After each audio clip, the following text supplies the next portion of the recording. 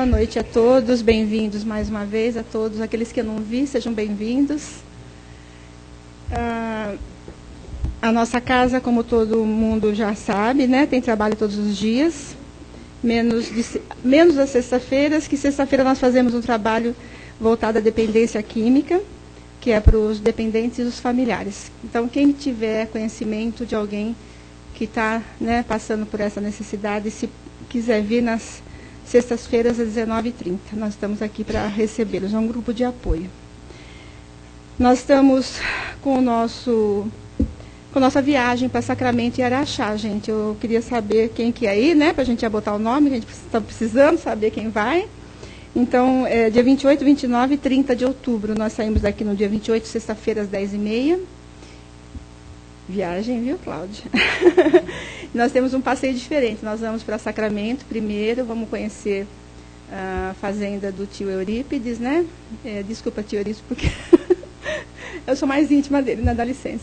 Então, a gente vai conhecer a fazenda, depois a gente vai passar pelo Colégio Allan Kardec, tomar café. Então, o roteirinho está ali, quem quiser dar uma olhadinha. E quem quiser já fazer a reserva, fala com a Cida, está aqui na hora que eu estiver lá dentro, vocês podem falar com ela. Gente, é um passeio memorável. Quem foi, quer voltar, né? Quem vai para lá conhece, é uma energia maravilhosa. Então, estou convidando a todos, tá? É um passeio realmente maravilhoso, vale a pena. E nosso trabalho social, gente, que continua, né? Nós estamos, todo segundo sábado de cada mês, nós entregamos 62 cestas básicas. Então, a campanha do quilo continua exatamente por isso. Quem puder contribuir com 1 quilo de alimento não perecível, ou vai fazer compra no final do mês, já está sobrando alguma coisinha lá no armário, a gente traz para cá, né? Não custa nada. E é isso que a gente precisa, né? A colaboração e a solidariedade de todos nós para ajudar essas pessoas que vêm aqui na nossa casa.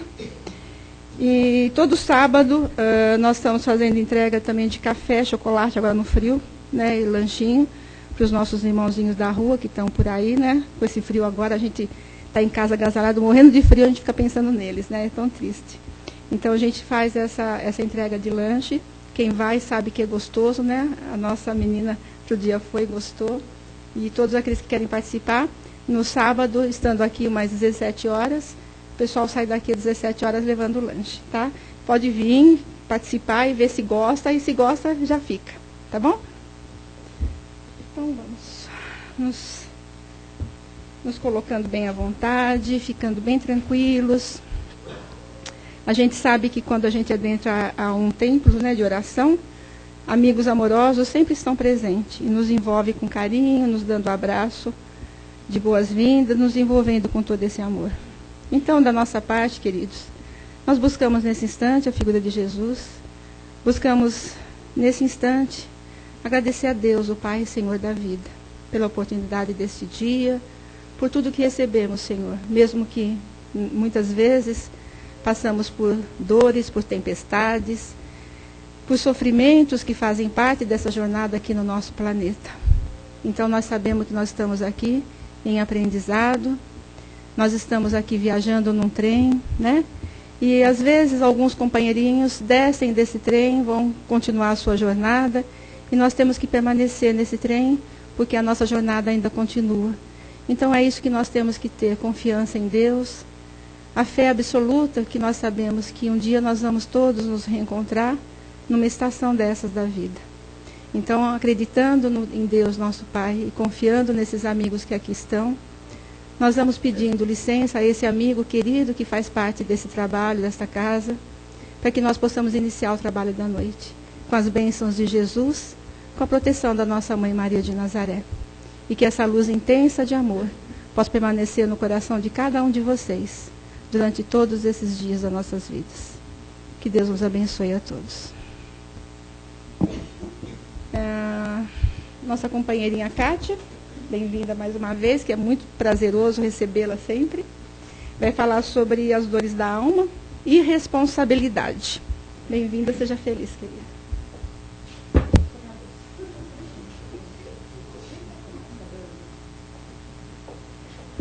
Boa noite a todos, que a paz de Jesus nos fortaleça, nos ampare, né? E que possamos aproveitar esses momentos para nos dedicarmos a cuidar daquilo que somos em essência, né? Espíritos em processo evolutivo. Então, vamos procurar manter a nossa atenção neste momento em que aqui estamos, para poder fazer aquilo que o texto nos pede, né? E que coloca com o título de irresponsabilidade, porque, na verdade, o que ele vai nos pedir durante todo o texto é que sejamos responsáveis. Porque é isso que Jesus nos pede, né? Todo o Evangelho, quando nós temos acesso, as mensagens são sempre buscando nos ajudar a adquirir a autonomia e, dessa forma, nos tornarmos responsáveis e donos da nossa vida. Porque nós temos que pensar que enquanto nós não nos achamos capazes ou capacitados, né, porque tem uma pequena diferença, a resolver os nossos problemas, nós acabamos não tendo autonomia. E nós acabamos não sendo donos da nossa vida. Mas nós somos responsáveis por ela do mesmo jeito. Então fica uma dualidade muito complicada, né? Porque nós não queremos ser os responsáveis pela nossa vida, nós preferimos que os outros resolvam as nossas coisas, que os outros deem palpite, que os outros direcionem os nossos comportamentos, ou se os outros não direcionam, a gente procura fazer tudo que os outros querem, como uma forma de fazer todo mundo feliz e dessa forma ter amigo. Mas esquecemos de que nós não estamos fazendo o que viemos fazer. O nosso questionamento tem que ser sempre em cima do que nós viemos fazer. E o que nós viemos fazer é evoluir. Não tem outra resposta. E, para evoluir, nós temos que mudar, nós temos que aprender a fazer o bem, nós temos que ter prazer em fazer o bem, e nós temos que ter prazer em resolver problemas. Porque não dá para aprender sem resolver problemas. E aí a gente entende a lógica daquilo que a gente estuda na infância, que pouca gente gostou de estudar, né, que é a matemática, né? Ela nos ensina um raciocínio, uma forma básica, um raciocínio lógico para a resolução de problemas. Se nós pegarmos eu não sou especializada em matemática, não tenho, né?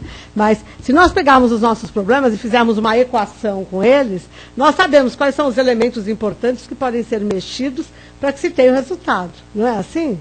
Todo mundo lembra lá quando estudou a equação de primeiro grau, de segundo grau, né? Vamos nem falar das coisas mais complicadas, vamos ficar com o básico, né? Porque resolver problemas é buscar argumentos, alternativas de conquista de autonomia. Porque nós somos criados plenos de capacidades e de potencialidades a serem desenvolvidas. Então, está tudo em nós. Nós só precisamos desenvolver. E, para desenvolver, nós vamos ter que ter situações que favoreçam esse desenvolvimento. E tudo na nossa vida vai se refletir em pensamento. Porque o pensamento é um atributo do espírito e é a forma como o espírito se expressa. E o pensamento, ele acaba manipulando energias, lembrando sempre que energia é matéria, né? Então, o pensamento, a todo momento, nós não conseguimos parar de pensar. E mesmo quando a gente não quer pensar, a gente fica assim, não quero pensar, não quero pensar, não quero pensar, não está pensando, né?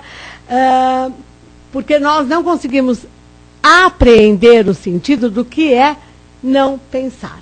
Primeiro porque não dá para não pensar. Mas, toda vez, então, que nós estamos pensando, nós estamos gerando campos de atração ou de repulsão. O campo faz as duas coisas, né? Porque se eu estou pensando coisas negativas, eu estou atraindo coisas negativas e expulsando coisas positivas. Se eu estou pensando coisas positivas, eu estou atraindo coisas positivas e expulsando coisas negativas. Então, nosso pensamento cria um campo à nossa volta que é percebido por todos aqueles que têm sensibilidade, encarnados e desencarnados. Por isso que tem pessoas das quais nós nos aproximamos e falamos assim, a energia é horrível, a pessoa me deu mal-estar, ou tem pessoas que nós nos aproximamos e as pessoas nos dão paz, harmonia, conforto. A pessoa não precisa nem falar com a gente olha para a pessoa e fala assim, como essa pessoa transmite paz? Por quê? Porque a pessoa está nos passando aquilo que é o resultado da ação dela como espírito no mundo em que ela cria. E quando nós criamos o mundo, nós fazemos escolhas. Aí vocês vão falar assim, então tem pensamento neutro. Tem, aquele que não serve para nada. Né? Para absolutamente nada. Né? Eu nem construo, nem destruo. É aquela coisa assim de, eu não quero me envolver, eu não tenho nada com isso, o problema não é meu, então que aconteça o que quiser. Mas eu fiz uma escolha. Porque nós escolhemos o tempo todo. E eu gosto de pensar nas escolhas, não nas formas grandiosas da escolha. Porque a gente pensa sempre na escolha como coisas grandiosas. Né?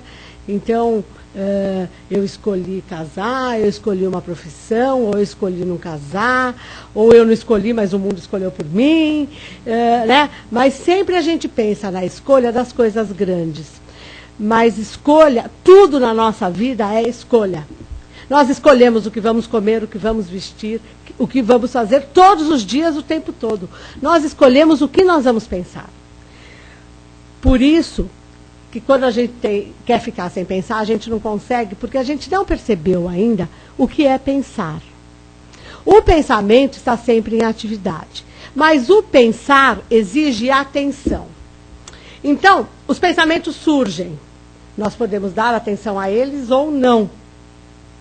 Então, quando falam para a gente, não é para pensar em nada, é para deixar simplesmente o pensamento fluir sem atenção a ele. Vocês já tentaram fazer esse exercício? Deixar as ideias correrem, mas sem fixar em nenhuma delas.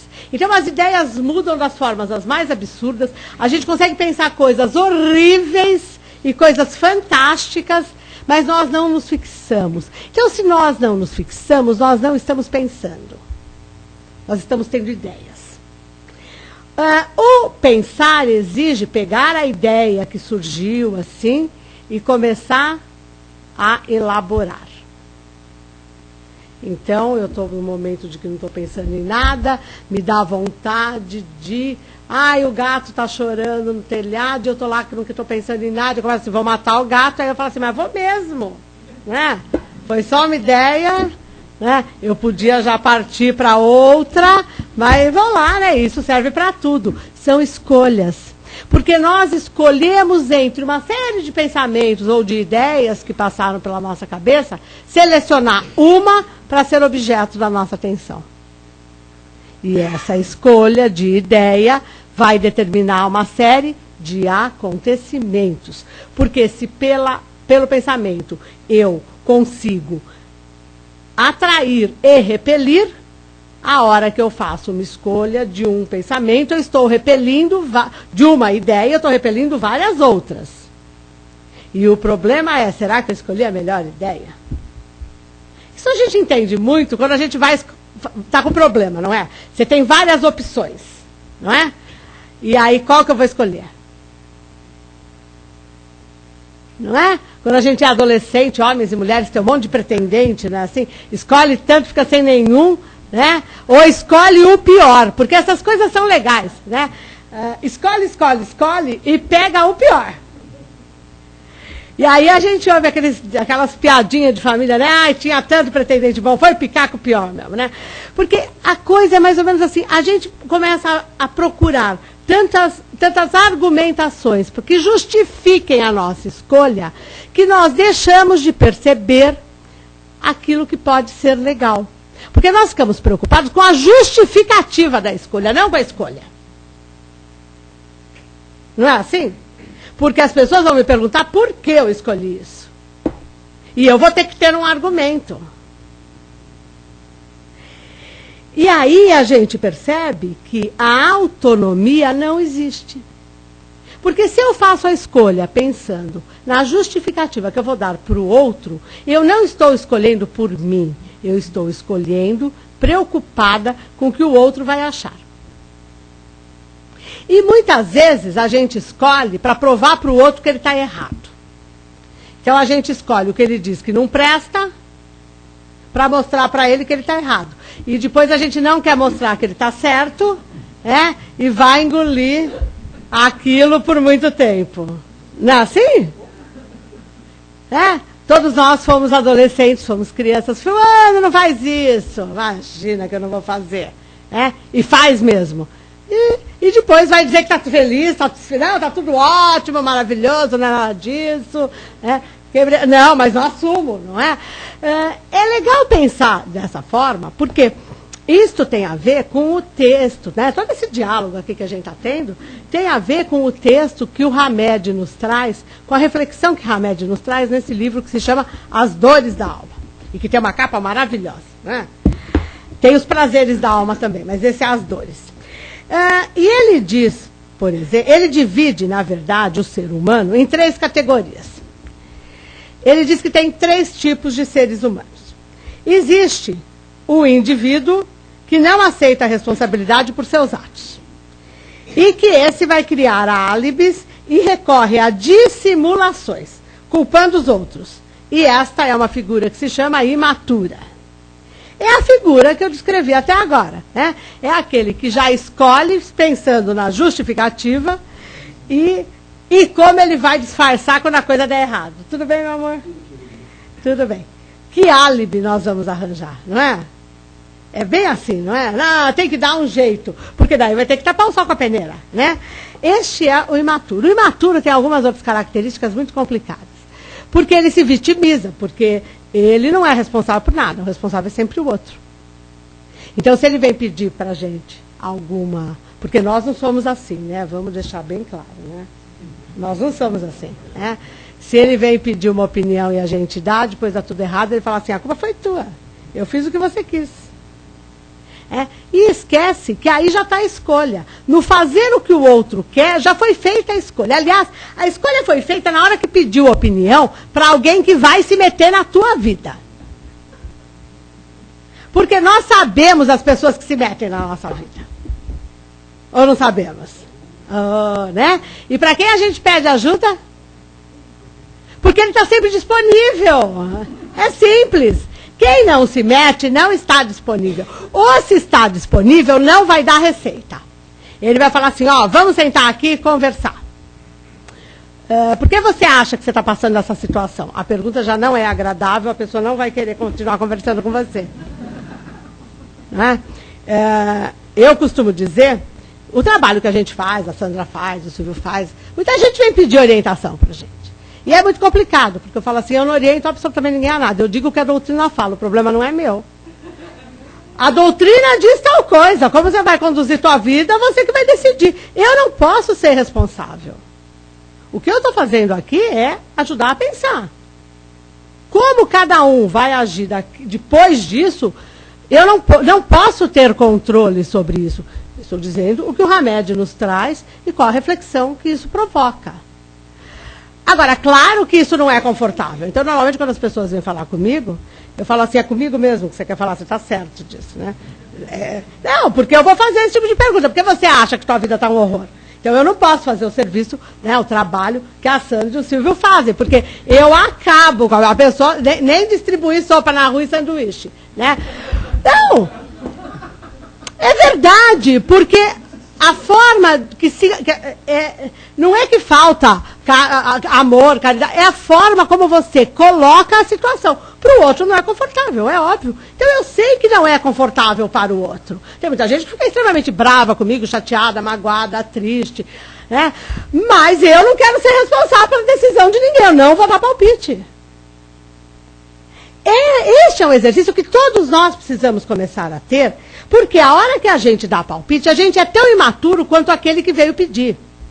Porque a gente fala assim, o fulano é imaturo, vive querendo que eu conduza a vida dele. Ah, é? E você está achando que você é maduro de conduzir a vida do outro?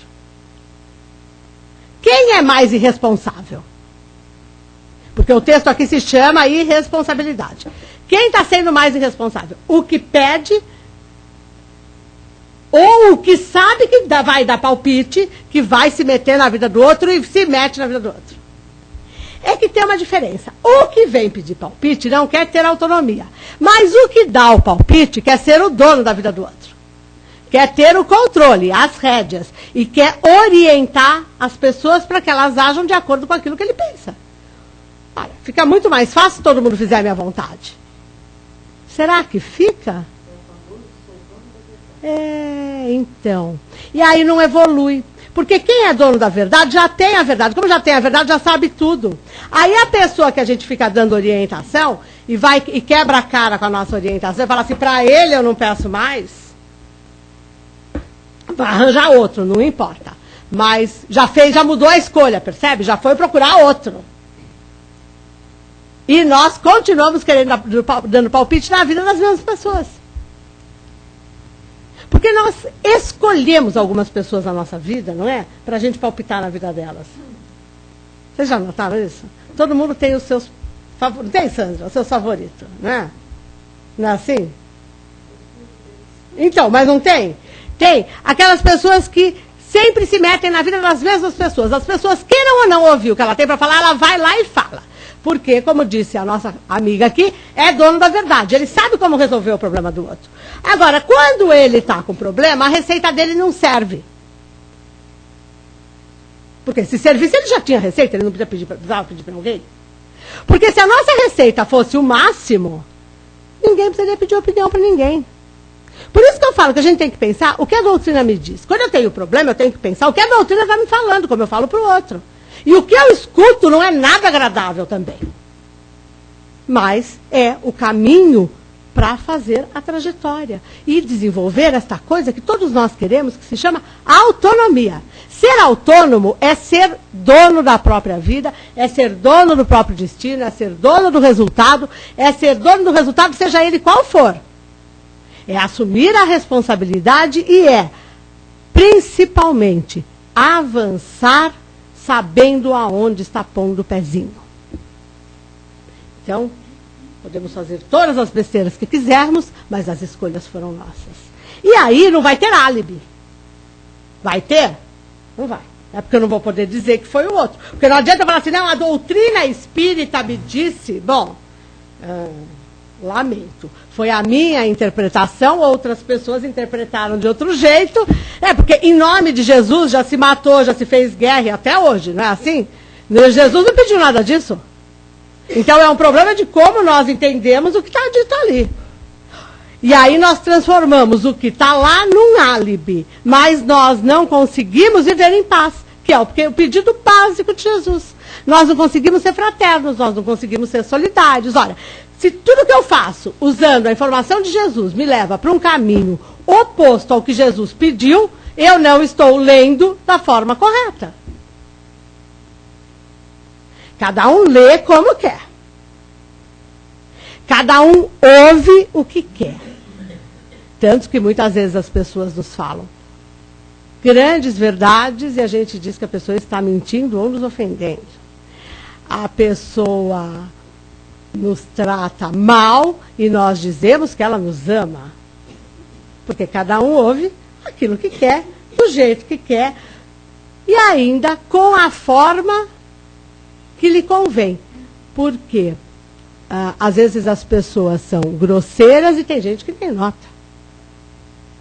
Mas se alguém é muito delicado, a pessoa se surpreende e acaba respondendo de forma grosseira, porque acha que o outro está lhe puxando o saco, está me lambendo, o que é isso, né? Não é? Nós estamos muito preocupados com a forma e pouco com o conteúdo. Porque se quando nós pedimos opinião, as pessoas nos dão informações que podem nos levar a nos complicarmos frente à lei divina, essas informações não servem para nós. É aquilo básico, né, de, estou com raiva do fulano, acho que eu vou lá brigar com ele, vai mesmo, olha, você está certíssimo, eu acho que você tem que ir lá, vai lá, briga mesmo, nossa, não sei como você aguentou esse tempo todo sem brigar. Isto combina com o processo evolutivo? Isto combina com aquilo que todo mundo está buscando? É óbvio que não. E por que nós aceitamos esse tipo de recomendação? Ou aqui ninguém nunca aceitou? Aqui não, né? É só lá fora. Né? Por que aceita? Porque isso fala bem para o nosso orgulho, para a nossa vaidade, né?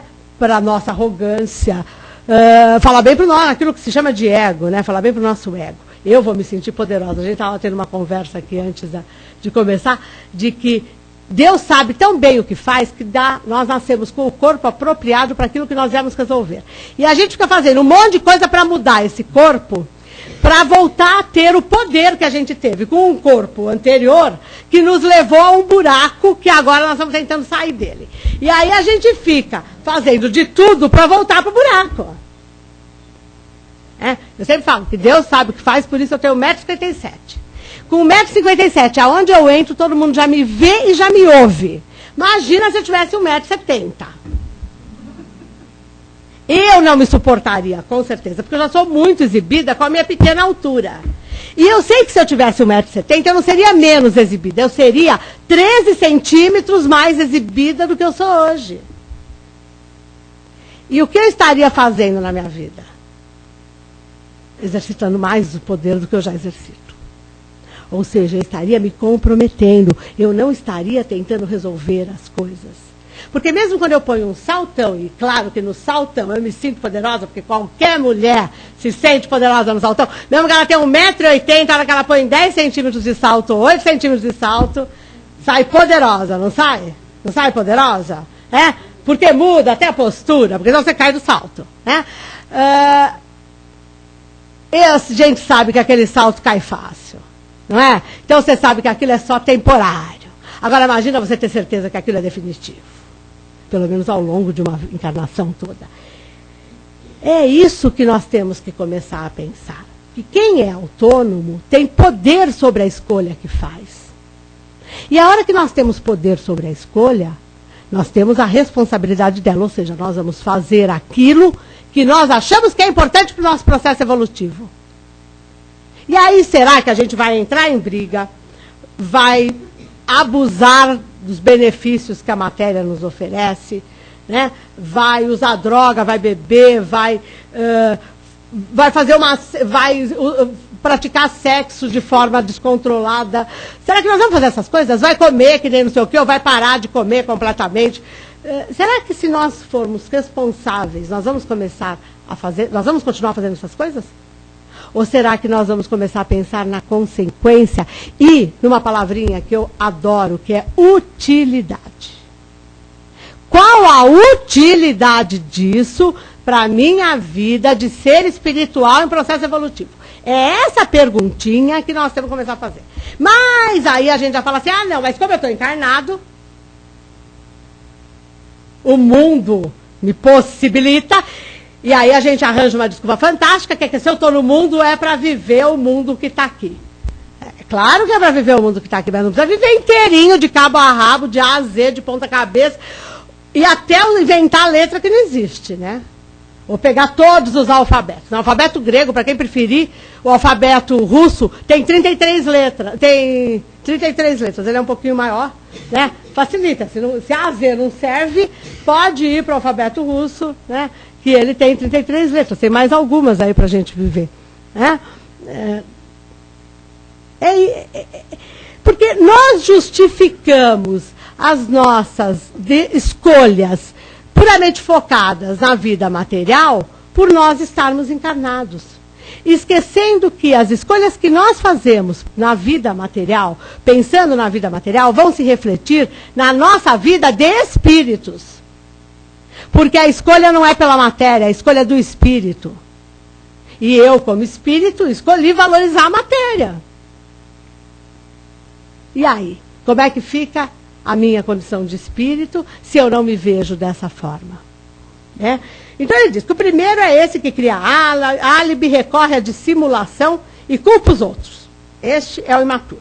E eu me reporto... Alguém aqui já estudou o Livro dos Espíritos? Só para ter uma ideia? Pouca gente. Mas vamos lá. Então, quem tem em casa, vai lá em casa, dever de casa, né? Livro dos Espíritos, questões de 100 a 113, tem a escala espírita.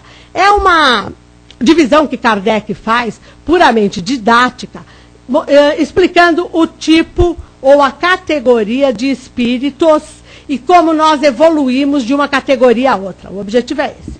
Então, Então, ele divide lá a escala em 3 categorias. E Hamed divide aqui o ser humano em 3 classes, em 3 tipos de indivíduos. E eu quero fazer uma analogia disso para a gente perceber como as coisas se comportam. Então, na verdade, a terceira categoria para Kardec é a categoria de espíritos inferiores ou imperfeitos. E esses espíritos, eles têm como característica geral, em maior ou menor grau, a propensão e o prazer no mal. Nós já temos a vontade de fazer o bem, mas o mal de vez em quando é tão atraente, não é mesmo? Ninguém gostou de ver o Léo morrer na novela, né? Você queria que ele ficasse vivo sofrendo? Tô brincando. Então, o autor foi muito duro com ele, mas o que a sociedade queria? Tem gente que achava que ele não devia morrer, que ele tinha que ficar lá na cadeia sofrendo, quer dizer, percebe? Aí fala assim, não, eu não sou vingativo. Gente, é um personagem de novela. É uma figura fictícia, fruto da imaginação. Ah, não, mas tem muita gente assim. Tá bom, então nós queremos que gente assim morra do jeito que ele morreu. Percebe? Aí fala assim, não, mas eu gosto de fazer o bem, eu sou bom. É bom? Quando aceita aquela sugestão do amigo íntimo, de vai lá mesmo, fala tudo que você pensa, porque a pessoa está merecendo ouvir. Isso também não é fazer o mal, não, é fazer o bem para o outro. O outro realmente pode pegar isso e mudar radicalmente a vida dele, mas qual foi a nossa intenção? Nós temos que pensar, como eu disse, na utilidade e uma outra coisinha fantástica, na intenção. Com que intenção nós fazemos as coisas, né? Então, essa terceira ordem que Kardec coloca, ele divide em 5 categorias, em 5 classes. Então, tem os espíritos impuros, os levianos, os pseudo-sábios, os neutros, os batedores e perturbadores, que é uma classe só. Então, é muito legal pensar que essas figuras todas aqui, por terem propensão ao mal e prazer no mal, são imaturas. Porque quando nós sabemos o prazer que o bem dá, nós não vamos querer fazer o mal. Não é? A gente tem umas recaídas, mas a nossa primeira reação já é fazer o bem. Se todos nós pararmos para pensar, nos momentos em que algo acontece, a nossa primeira disposição é relevar. Aí o orgulho fala mais alto, ou alguém buzina, a gente vai lá e arranja enguiço.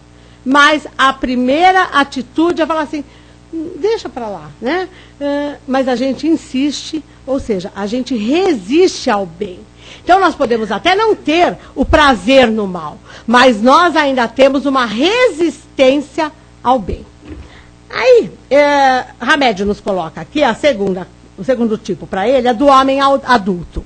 Ele diz que se caracteriza pelo fato de que este homem, que é adulto, delimita seu código de conduta moral. Ele já alcançou um certo grau de independência interior e faz seus julgamentos baseados em sua autonomia. Ou seja, ele não decide mais de acordo com a vontade do outro ou com o que será que as pessoas vão falar se eu fizer tal coisa. Ele já não se preocupa mais com isso.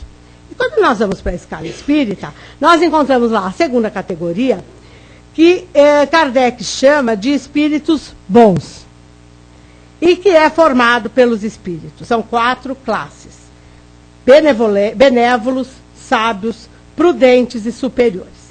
E é interessante que aqui, uma classe é decorrente da outra. Enquanto que nos espíritos imperfeitos, não é.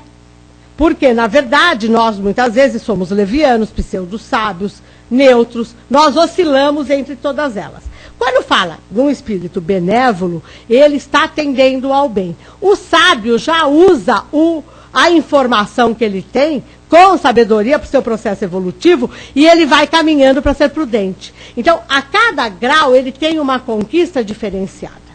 E aí, está claro para vocês a relação que eu estou fazendo? E aí, na terceira condição que Hamed nos coloca aqui, ele diz que são os amadurecidos.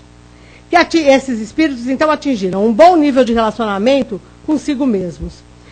e com os outros. Porque, meus amores, nós só conseguimos nos dar bem com os outros se nós nos dermos bem conosco. Porque se nós não nos suportamos, ninguém vai nos suportar. Não adianta. Quando a gente fala assim, porque eu sou insuportável, daí a gente reclama quando o outro vem dizer que nós somos insuportáveis. Ele só está confirmando o que nós pensamos a nosso respeito. Lembra, nós criamos com o nosso pensamento um campo magnético que atrai algumas coisas e repele outras. Então, se eu me acho insuportável, o mundo vai me achar insuportável. E quando não me acharem, eu vou falar que a pessoa é falsa. Ou que ela está querendo alguma coisa, porque está me elogiando, isso, né? Não é isso? Então, os amadurecidos têm um bom relacionamento consigo e com o próximo. E resolvem facilmente os conflitos internos e os externos. E aí eu me pergunto, lendo isso, se essas pessoas têm conflito. Por quê? Se eu tenho autonomia e tenho sabedoria, ou seja, se eu consigo me relacionar bem comigo e com o outro, gente, tem conflito? Se tem, eu não noto. Porque eu não estou focada no conflito, eu estou focada no bom relacionamento. A minha escolha é pelo bom relacionamento. Se o conflito surge, ele já está resolvido, porque eu não vou entrar no conflito. Porque eu estou vibrando pelo bom relacionamento. É aí que a coisa é difícil. Porque nós queremos o bom relacionamento desde que o outro não cutuque. Porque se o outro cutucar, vai ouvir. Então eu já estou dizendo que o relacionamento só vai ser bom se depender do outro. Porque eu não estou fazendo nada para ele ser bom. Porque se o outro vier me provocar, vai ouvir o abecedário inteiro. O russo, né? Que é bem maior. Inteirinho, de cabo a rabo. Porque, tem umas verdades para falar para ele. Mas, olha, eu não estou provocando ninguém, eu estou me comportando pela paz.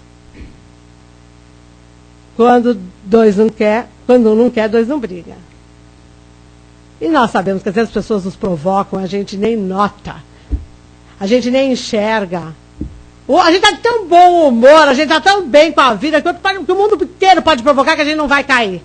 Agora, de um modo geral, não é assim, né? Antes da provocação vir, a gente já trata mal, porque a gente sabe que vai vir provocação mesmo. Né?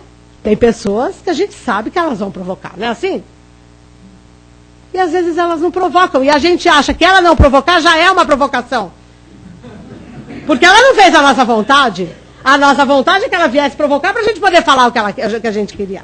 E aí a gente chega, então, à primeira categoria de Kardec, que ele coloca como classe única. Olha que coisa linda. Que são os espíritos puros. Esses espíritos só fazem o bem. Essa é a segunda categoria, que eu esqueci de falar para vocês, dos bons, eles têm o desejo do bem. Eles ainda não são completamente bons, porque eles não são puros. O único espírito que só faz o bem é o puro. E as escolhas vão ter que nos levar a alcançar este grau de maturidade, que é a condição de espírito puro. Por mais que nós queiramos atravancar a lei divina e o progresso, nós vamos chegar a essa condição. Então, se nós não ajudamos, Deus dá um jeito. E Ele dá um jeito. Porque Ele coloca um povinho na nossa vida, Ele coloca uns probleminhas na nossa vida, Ele coloca um trânsito. Eu vim para São Paulo para ser feliz, olha o trânsito que eu pego. E não dá para ser feliz no trânsito? Não dá para ser feliz. Né? Tem gente que é feliz na miséria, vivendo num lugar que não tem água encanada, luz elétrica, nem comida. Estou mentindo? Tem gente que vive em lugares e num nível de felicidade, a gente fala assim, como a pessoa consegue? E nós não conseguimos com tudo que nós temos à nossa disposição. Vai ver que é por isso, nós temos muita coisa à nossa disposição, muitas escolhas para fazer, e aí a gente se atrapalha com tanta escolha, escolhe tudo errado e vai ter que responder por isso de alguma forma. Né? Então, essa maturidade está ligada, na verdade, a ampliar o nosso modo de ver as coisas. Nós não podemos mais olhar para as coisas pensando na nossa vida de seres encarnados. Nós temos que começar a fazer as escolhas pensando na nossa condição de seres espirituais encarnados neste momento. E aí tem um texto fantástico no Evangelho segundo o Espiritismo, acho que é capítulo 2, que chama O Ponto de Vista. E esse texto fala da forma como nós devemos olhar o mundo e do resultado que nós temos de acordo com o ponto de vista. Se eu começo a olhar o mundo com o ponto de vista do ser que quer evoluir, tudo o que acontecer na minha vida eu vou conseguir transformar em ferramenta de aprendizado. Logo não vai ter sofrimento, porque virou aprendizado ou vai virar aprendizado e vai me desenvolver. Mas se eu quiser olhar as coisas pelo ponto de vista material, primeiro eu estou vivendo uma situação falsa, porque nós não somos seres materiais. Então nós não podemos fazer escolhas firmados na matéria. Porque esta situação de ser encarnado, ela é temporal, datada e vai acabar. Porque espírito puro não tem mais necessidade de encarnação.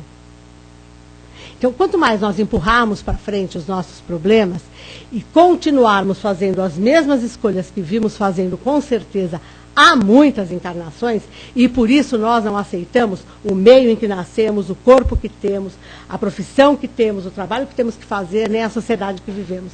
Percebe? Porque nós não queremos isso, nós queremos continuar fazendo o que nós sempre fizemos. E nós nascemos em meios para dificultar que nós continuemos tendo os mesmos erros, ou fazendo as mesmas escolhas equivocadas.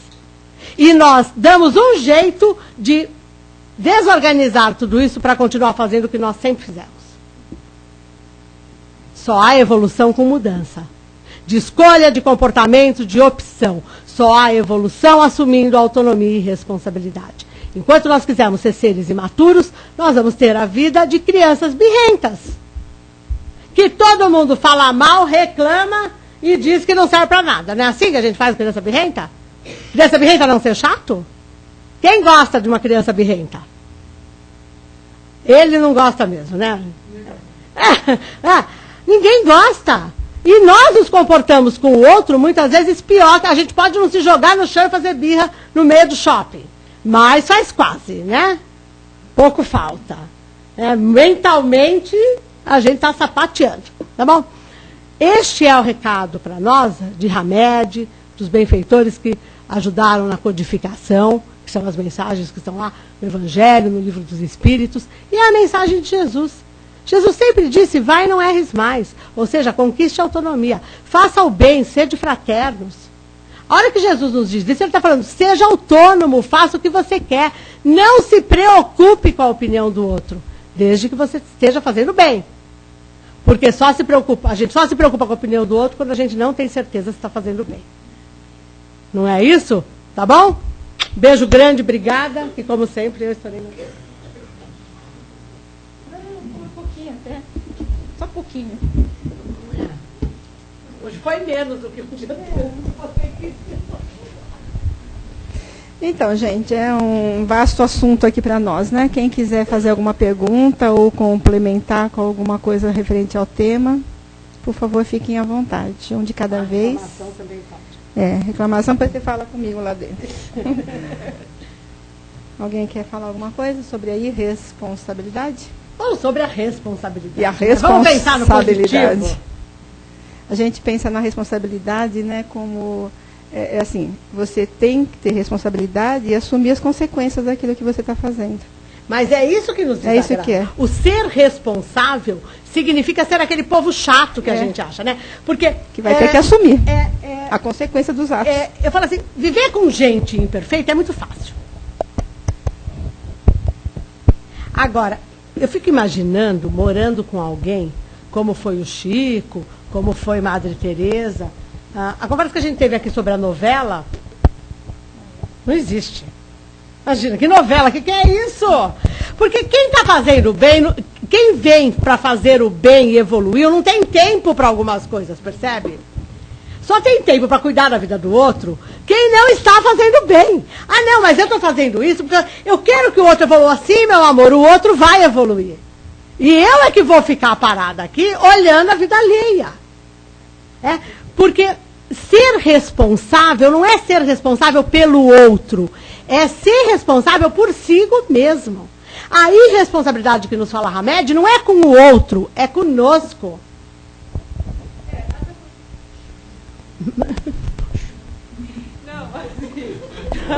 O Chiu não é pra você não falar, é só pra esperar o microfone. Olha, peraí. Eu te adoro. Então, assim, tem uma pessoa que quando ela vem com um problema e que ela pergunta pra mim, né?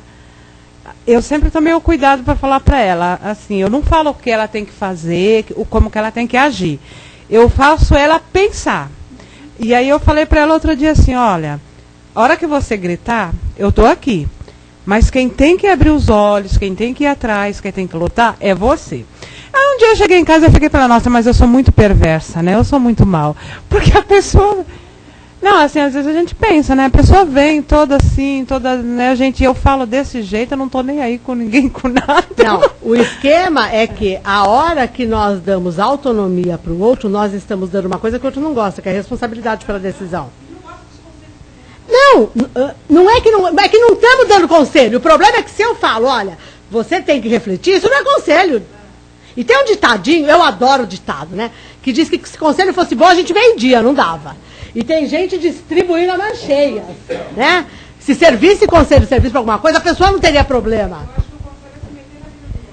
Então, mas é aí que tá. Tem gente que só distribui conselho. Será que está cuidando da própria vida?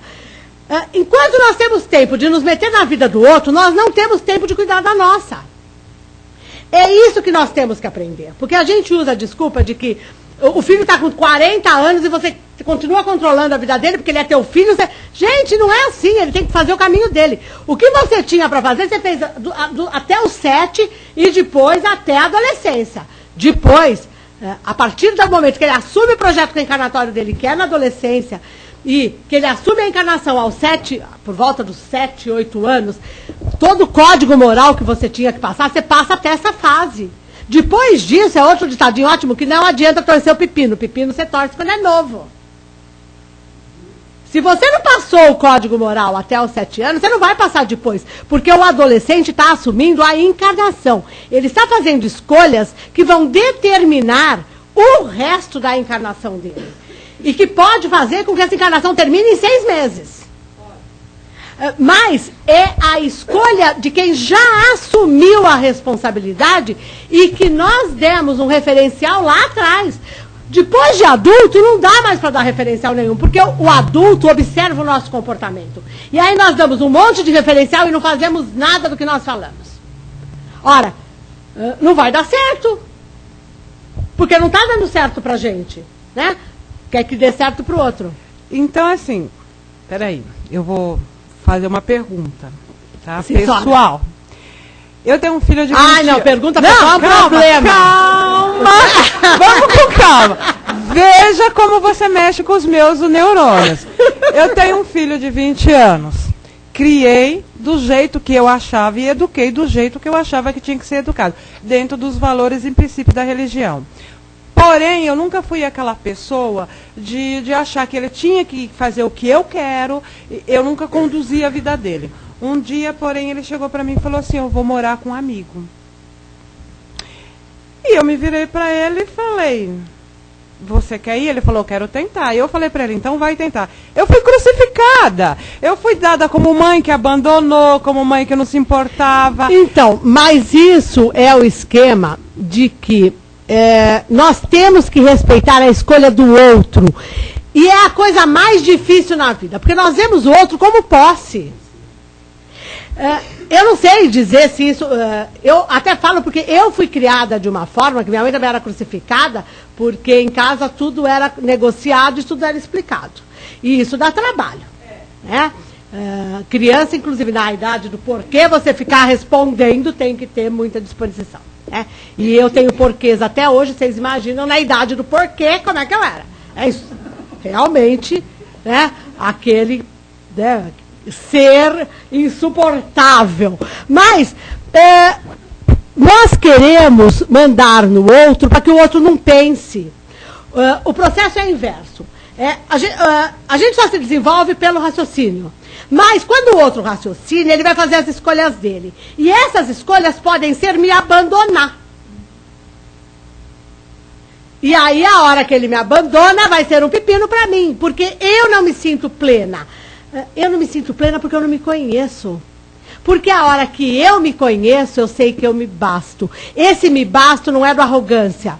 É de que eu fui criada por Deus, única e simples. Ou seja, eu não sou um ser composto. Nada de fora vai me completar. Eu tenho a completude em mim. O que eu preciso é perceber como eu me completo através do meu desenvolvimento. E este processo vai exigir a tomada de assumir responsabilidades. Não dá para eu desenvolver as minhas potencialidades se eu não for responsável por esse desenvolvimento. Porque o outro não vai descobrir as minhas, ele tem que descobrir a dele. E se ele fizer um monte de besteira, a escolha foi dele. Nós temos que aprender que cada um escolhe o que acha bom para si. Porque nós também fazemos um monte de asneira achando que a escolha é boa para nós. Não é assim? É ou não é?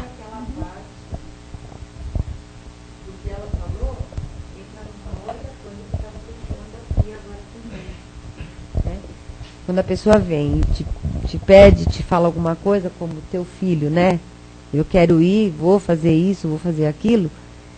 Não sei, certo ou errado. Às vezes eu aconselho assim, uma amiga, principalmente amigas, um filho fica mais complicado, né? Mas assim... Por quê? Analise... Desculpa. Filho você está falando sexo masculino ou o ser filho? O ser filho, tá, filho. Desculpa, tá. Masculino, feminino. Não, tá, é isso que eu queria entender. De que filho você estava falando, tá filho bom. De uma porque o nosso idioma é complicado. Geral. No momento, sim. Para mim, sim. Está sendo um pouco mais complicado filho homem. Mas, assim, de uma forma geral, eu procuro dizer, você tem que analisar e ver o que é melhor para você. Você vê em qual situação você acha que você vai se enquadrar melhor. Porque é aquilo que você falou de você mesma. Não venha pedir conselho para mim, é muito difícil. Eu acho complicado, porque às vezes você fala uma coisa, como já aconteceu comigo em outras situações, com parentes, amigas, né? Não, mas olha, acho que, quem sabe assim. Aí a pessoa vai, faz, cai do cavalo, acontece aquilo que você falou. É você que é culpada. Você, não sei o que. Então, eu acho assim, você... Qual é o seu nome? Autoanalisar, Helena. Se autoanalisar, né, a pessoa em questão que vai te pedir um conselho e procurar ver qual a situação vai se enquadrar melhor naquele momento e tal. É isso mesmo. Eu só quero me pegar nisso que você falou que com filho é mais difícil. Eu não tenho filhos, mas eu sou uma pessoa que observo o mundo e vivo, e tenho muitos parentes, muitos amigos, e convivo com muito filho alheio. Né? Tem uma coisa que quando a gente pensa como espírita e como espírito, isso está resolvido. Porque os papéis que nós temos na sociedade são papéis desta encarnação. Então, se aqueles seres são meus pais ou são meus filhos, é porque eu tenho para com eles um compromisso diferenciado. Mas eles não são meus filhos. Eles estão meus filhos neste momento. E enquanto meus filhos, eu tenho responsabilidades para com eles. Mas a responsabilidade para com eles não diz que eu tenho que dominá-los ou direcionar a vida deles. Eu tenho que dar os instrumentos para que eles se desenvolvam. E esses instrumentos são dados na infância. E isso a psicologia diz, o espiritismo já diz isso desde o século XIX, ou seja, o espiritismo disse isso antes da psicologia, mas a psicologia moderna é claríssima. Até os 7 anos você observa a criança, depois disso você não consegue mais acessar. E o espiritismo já nos colocava isso, ou seja, a nossa responsabilidade é passar para alguém, e isso é que é maluco, até os 7 anos, todo o código moral possível. E estar atento para corrigir as inclinações. Corrigir não é pôr no lugar. A machadada, né? Não é dar jeito, não. Corrigir é explicar por que não é o melhor caminho. Porque uma outra coisa que a gente tem que aprender na lei divina é que não tem certo e errado.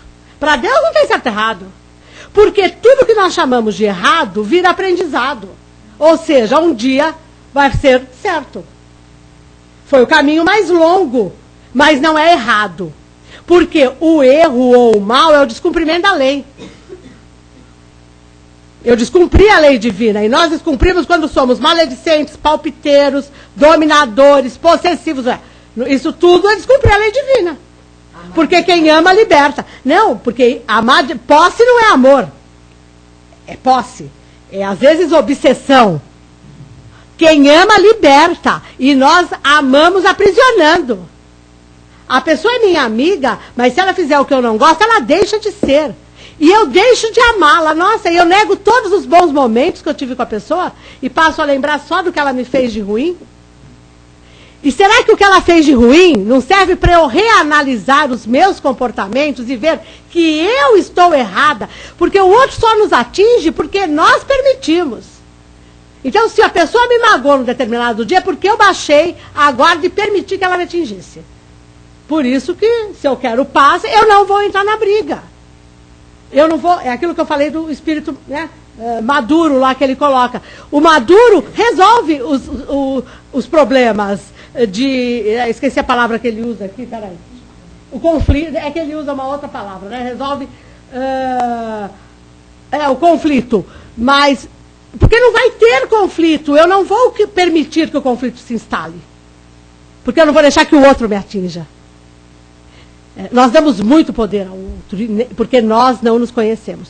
Nós temos o poder da nossa vida. E não é para ser arrogante com isso, porque não é para, em nome desse poder, sair por aí destruindo o corpo, a vida ali. Não é isso. É o poder de nos tornarmos melhores a cada momento. E aprender com tudo aquilo que nos incomoda. Inclusive com a nossa possessividade, porque nós somos possessivos mesmo. Beijo. A Kátia vai ficar mais um pouco aí, gente. Quem tiver alguma dúvida, esclarecimento, quanto ao tema. Senão ela vai fazer um plantão. Então vamos, queridos. Nesse instante, mais uma vez, vamos fechar os nossos olhos tranquilamente. Vamos esquecer por alguns instantes tudo aquilo que está nos incomodando. E vamos trazendo ao nosso coração esse sentimento de amor. Porque é para isso que nós estamos aqui. Para nós enchermos o nosso coração desse amor. Desse amor que Jesus já nos ensinou, já nos deixou há tanto tempo. Então, nesse instante, queridos, vamos esquecer um pouco as nossas tristezas, as nossas mágoas, as nossas angústias. Vamos direcionar o nosso pensamento no amor maior, no amor pleno,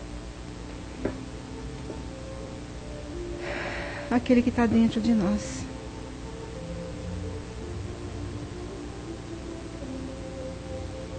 E só pensar nesse amor, no amor que Jesus nos colocou no coração, através dos seus ensinamentos, dos seus exemplos. E com esse amor, queridos, nós vamos vibrar intensamente uma luz que vai parando sobre o nosso amado planeta.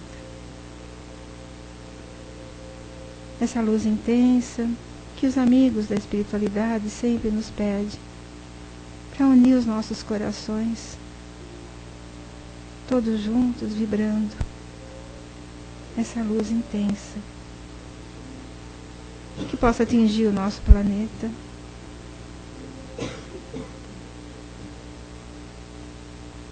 E possa alcançar assim o coração de cada ser.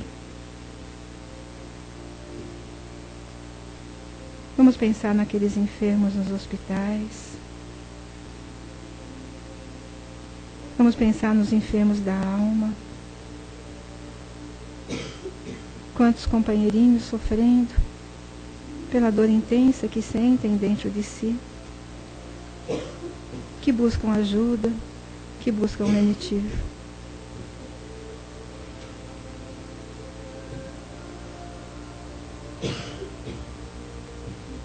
Por todos aqueles que se encontram desamparados nesse instante, que encontrem uma mão amiga, que possa abraçá-los, envolvê-los de muito amor.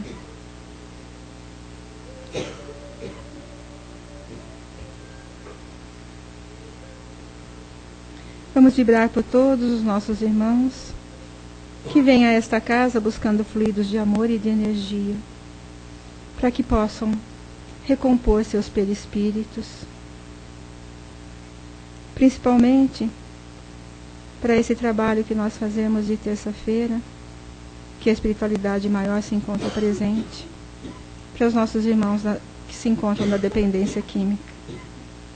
Muitos jovens, muitos companheiros desencarnados, que vêm buscando esse fluido e essa ajuda. E nós, com nosso carinho e nosso amor, nós podemos envolvê-los, ajudando-os, para que possam receber essas energias, que possam recompor seus perispíritos.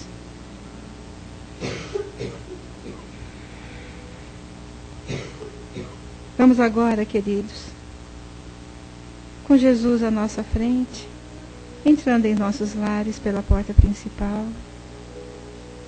esse irmão amado que vai levando, através do seu amor, toda ajuda e todo amparo, energizando cada cantinho do nosso lar, envolvendo aquele companheirinho que lá se encontra necessitado de ajuda, aquele companheirinho que se encontra perdido muitas vezes em seus pensamentos, com seus sentimentos, com a sua dor, a sua mágoa, que eles sejam envolvidos nesse instante pelo amor de Jesus, que possa fortalecê-los e ampará-los. É esse o momento, queridos, que nós pensamos sempre quando a gente fala do passe à distância. É esse o momento de vibrar por esses irmãos, por cada um que receba nesse instante a nossa vibração amorosa, o nosso envolvimento, para que a luz se faça em seus corações.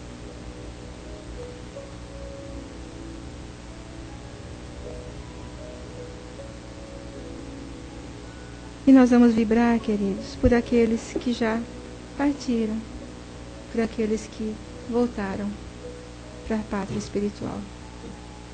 Que eles sejam amparados pelo amor de Jesus, amparados por amigos amorosos que os envolvem nesse instante, dando a eles a certeza da continuidade da vida, a tranquilidade, o refazimento, e que nós possamos nos sentir tranquilos também aqui, encarnados, porque sabemos que tudo faz parte desse grande processo da vida. Nós temos a vida, e dela nós não vamos sair nunca. E lembrando com carinho desses irmãos, nós os envolvemos nesse instante. E agora, queridos, vamos envolver a cada companheirinho que aqui se encontra presente. Aquele companheiro que está ao nosso lado, à nossa frente, que está atrás. Que possamos nos unir num único pensamento de amor, formando um grande coração de luz. E que essa luz possa iluminar o coração de cada um de nós, fortalecendo-nos nos nossos ideais de vida, nos nossos compromissos, nos amando, nos respeitando, e que todo esse aprendizado, Senhor, que recebemos nesta noite, possa calar fundo em nossos corações, que possamos reflexionar e que possa nos ajudar no cumprimento das nossas tarefas, para aquilo que nós viemos fazer neste planeta, pela oportunidade bendita da reencarnação, que é o aprendizado. Amor à nossa vida, amor a esse corpo que nos permite andar por esse planeta tão amado. Obrigada, Senhor. Obrigada, amigos queridos. E que essa luz permaneça conosco, agora e sempre. Que assim seja. Graças a Deus. Pedir para cada um permanecer no seu lugar, o nosso